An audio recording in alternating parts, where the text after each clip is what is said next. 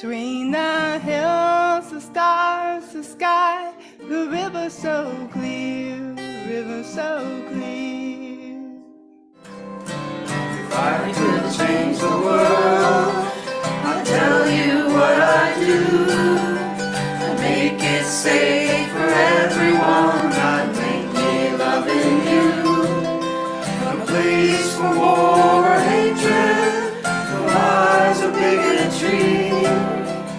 We all know love is all there is. I'd make you loving me. La la la la la.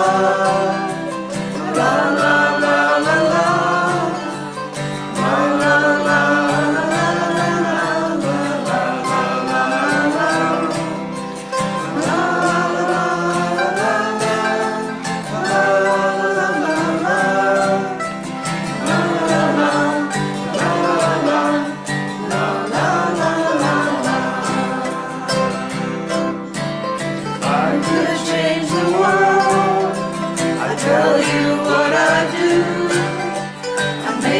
Safe for everyone, I'd make me loving you a place for war or hatred, no lies of bigotry. They all know love is all there is. I'd make you loving me. As we deepen into our service, let us set the tone with a reading, Autumnal Welcoming, by Sarah Getty McNeil. Come in from the crisp morning air outside. Come in wearing the autumn sunlight on your face. Come carrying the turning of the seasons in your heart. Whatever and however the greatness of life is speaking to you now, you are welcome here in our circle of friends. Our chalice lighting words this morning are entitled The Abundance of Our Lives Together from Katie Savani Gelfand.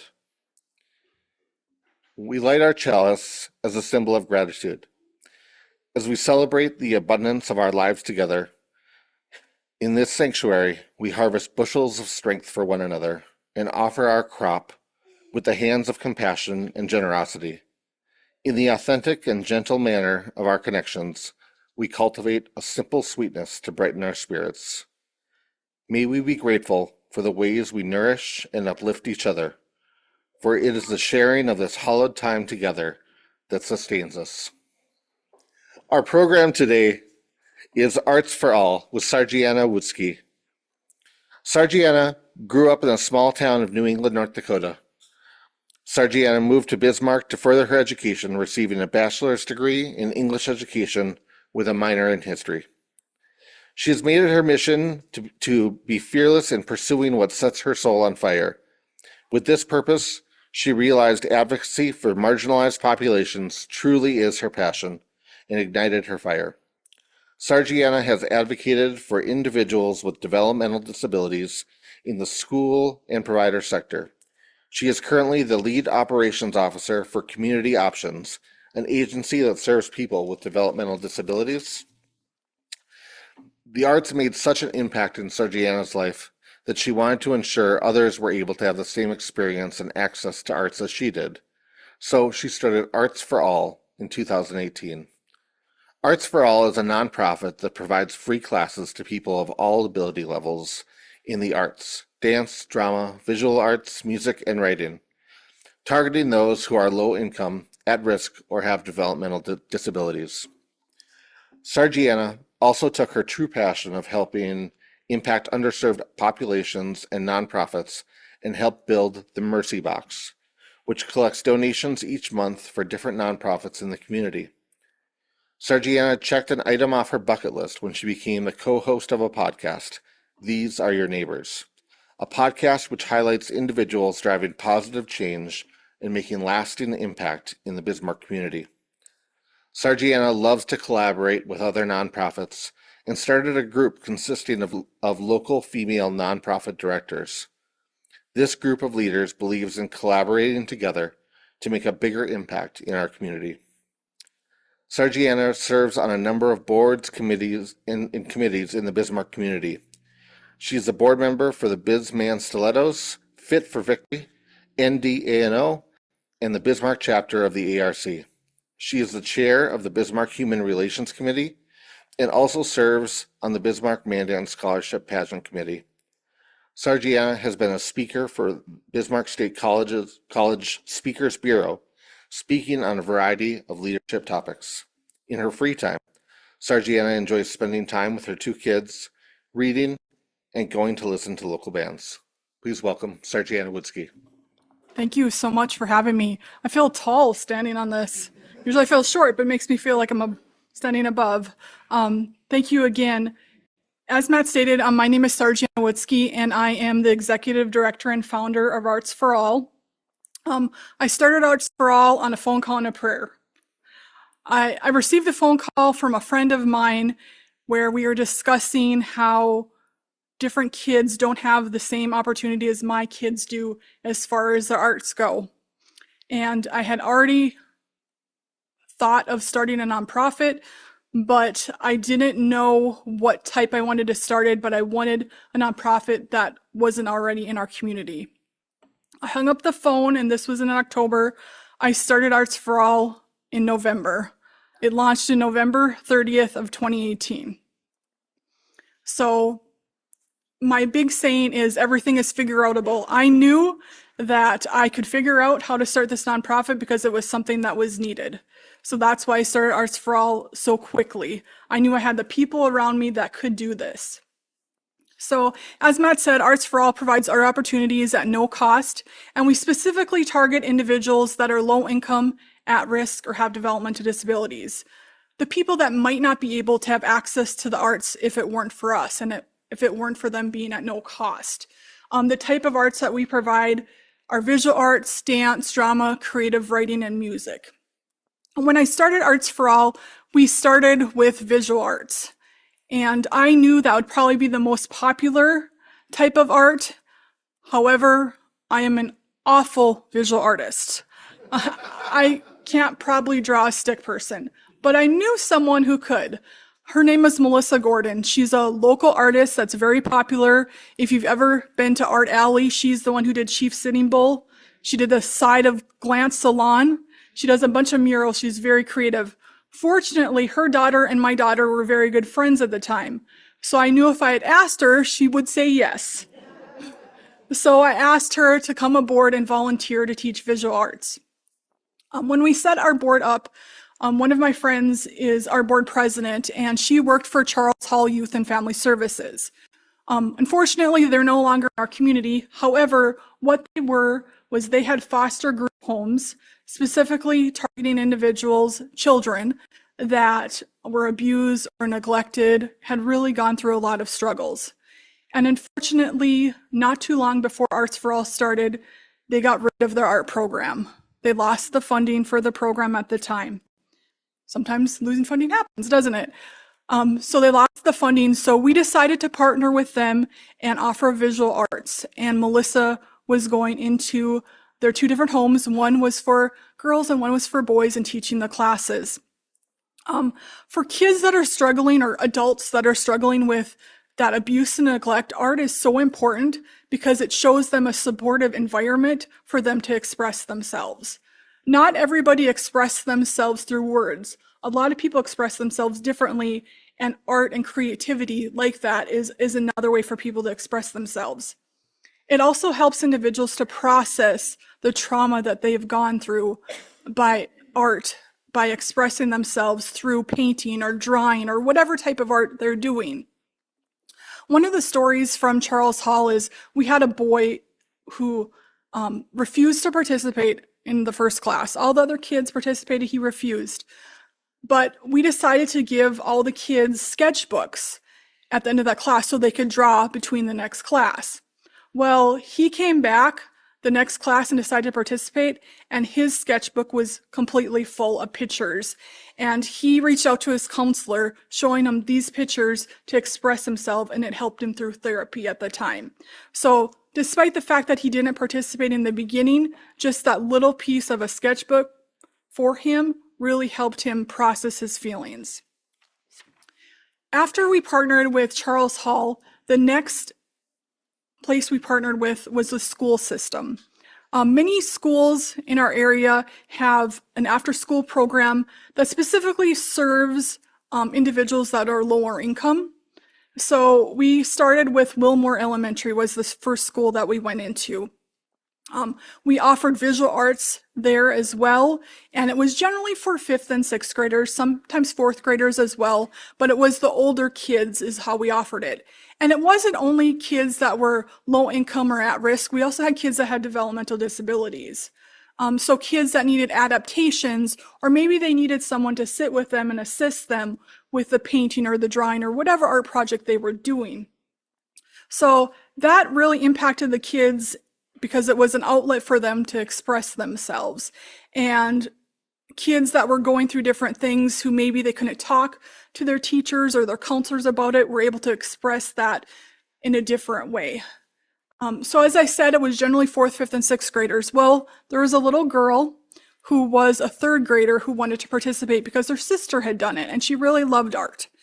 And one of the school social workers is actually also on my board, and she reached out to see if it was a possibility that she could. She believed the girl would be able to participate, and the girl was really struggling. She had attendance issues in school. She did go to a counselor, but she wouldn't share her feelings. They didn't know what was going on at home. She was having behavioral issues. There were so many red flags of things that were happening, but she wasn't able to express to the people at the school what was going on. So we had her participate in the class. That was her outlet. Art was her way to express herself, to express her feelings and what was going on, and to regulate the emotions she had. She would then go to her counselors with her art pieces and show them, and then they would talk to them about it, and then that led to some things that were going on in her life. So she had that outlet, and then she expressed it in a different way, and her attendance improved, especially the days that she had class. Art classes at night or in the after school, she never missed. So that was another positive story that had she not had that way to express herself other than verbally, she may not have ever shared with what was going on. So we decided to then move from 1 school to 4 schools. So we brought in some more volunteers, of course. It was the 4 lowest income schools in Bismarck at the time that we also offered art, and there's so many stories I could tell you. I don't have enough time of the impact it's made as far as that goes. At that time, we decided it's the best way for us as a nonprofit to do something is to partner with other organizations. Thus, those organizations almost always had the space, so we didn't have to pay for space or look for space. And they always had a lot of people that were willing to help us as well and knew the kids very well.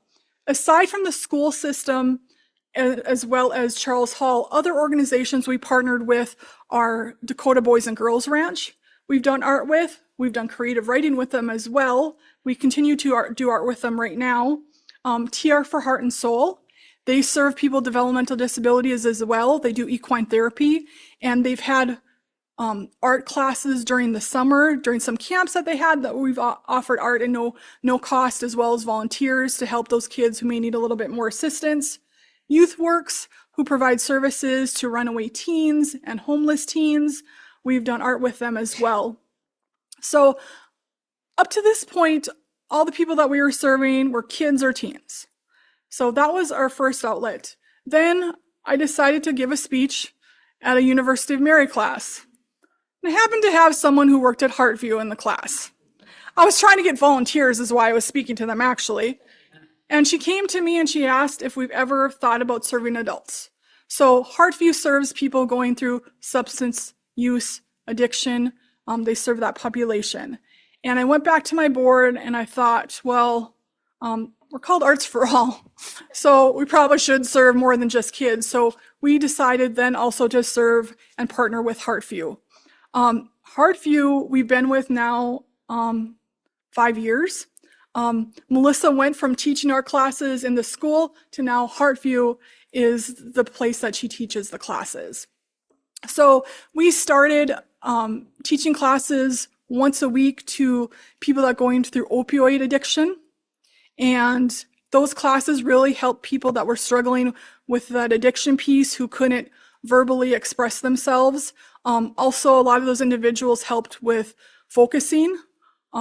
one of the people that was a participant said, and he, I believe, had been in treatment for probably about a month. He said that that was the most he's been able to focus, was going to the art classes and doing an art piece. It helps with, of course, communication skills, as well as it helps people connect with other people because they're doing the same thing. So we started with that. We were doing the one class, and then the residential treatment asked us to do classes there. So residential treatment isn't only for drug use, it's also for alcohol addiction as well, and other types of drugs. So we also do classes there.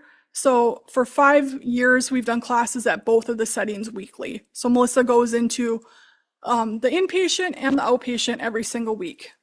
Melissa is super creative. So when people think of art, they probably think of paintings or drawings. No, she takes recommendations from her students as far as what they want to do. So if you've ever looked at our Facebook page, which is Arts for All 701, if you'd like to, she does word burning, she's done jewelry, she's done beading, she does illusions like optical illusions, masks. I just posted some pictures that go out this week on our Facebook page, which is dot art, hydro dipping. Anything that they ask for, we just got a button machine and they make buttons. That's art. Like so many things you wouldn't even think of. They're so creative. Melissa says that the most creative population she's ever worked with, and she's worked with schools, she's worked with outside art classes, she's worked with the gamut, is people that are struggling with addiction. She says, and if you look at the artwork they do, it is truly amazing. So a story of an individual who received classes through us through Heartview is he was in the opioid addiction treatment program, and he loved it. He in fact came to Melissa to ask her if she could teach beading. Melissa never taught beading before, so she learned how to bead just so she can teach it to the class. So she learned how to bead, and then he really loved it. And one night he was struggling with addiction. He was struggling, he was going to use again. And instead of turning to drugs, he turned to beading. And Melissa helped him start a business. He started a beading business, and the first 5 pieces that he sold, he donated all the money back to Arts for All because of the impact we made. And even bigger, he loves art so much that now he comes in and helps Melissa teach classes at Heartview because Melissa gave back to him, and so did Heartview, so he wanted to give back to them. So now he goes in and either teaches classes on his own or assists Melissa. So after that, our next art we expanded to is dance. My daughter is a dancer. She's been a dancer since she was 3 years old. And so we decided that was important art we needed to offer. And I had the volunteers, her and her friends, because they were teachers. So we did dance classes with kids that had developmental disabilities, or specifically also that had autism. So the classes needed to be smaller, there needed to be more teachers, and they needed maybe some adaptations or a little bit more assistance. Dance helps you in many, many ways. It helps individuals express themselves, express their emotions. It helps you build social skills and connections with other people because you all learn the same dance is what we were doing. It provides a sense of environment that people can connect with each other, and all the benefits that come with exercise are amazing. So we did that. You can truly see the joy on someone's face when they're dancing.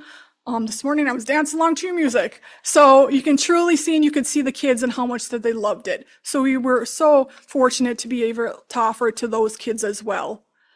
After that, we decided to do creative writing. My background is English. I was an English teacher for a while. I was also a middle school teacher. So I know how important expressing yourself is through writing. So we did that as far as a local author. Her name is Dawn Archer, went into the schools and offered creative writing, offered that space for kids to be able to express themselves.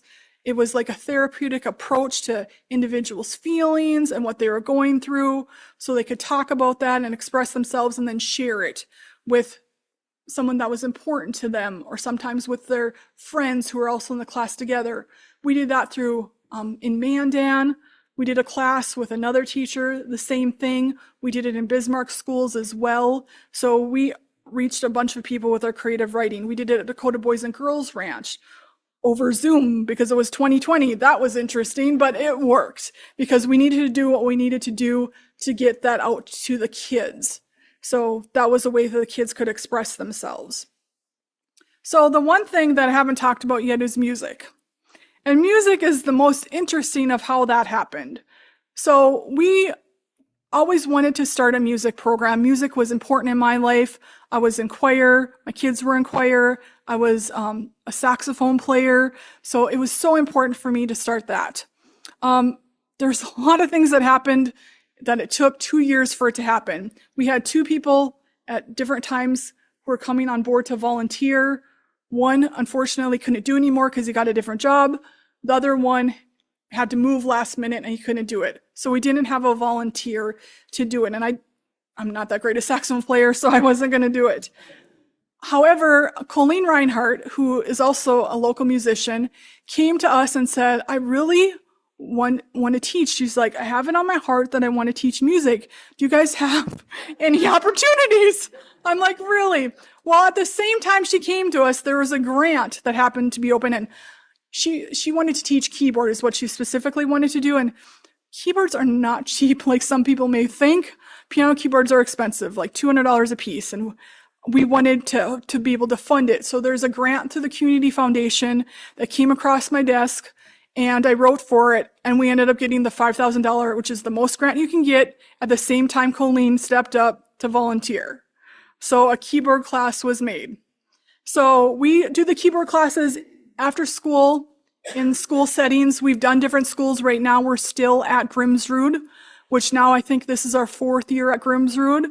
They're amazing to work with. We have done it at other schools, and I want to tell you a little story about when we did it at Liberty Elementary. So when people think of low income, at risk, they might have a certain thing on their head and on their hearts. Where you think Liberty is, they're not a Title IX school, they're probably not that low income. However, they have a lot of kids that are dealing with things too.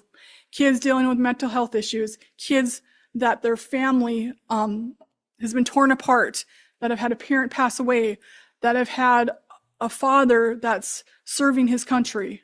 So those kids are at risk too. So we did do the services there. The greatest story from that class is we had a girl who had a physical disability, was in a wheelchair. She couldn't really use her hands. However, we could have other kids help her, where they'd put a song together and then she could hit a switch and it'd play back. Or it would play back on the keyboard. So she would light up a room when she walked in, and she knew that day she would be able to play the keyboard. She needed adaptations, yes, but we were able to offer them to her so she could have that experience. And music's such a powerful tool for kids. It helps with healing that kids might need. It assists them with their fine motor skills. It assists with collaboration with other people because you're all playing the same song.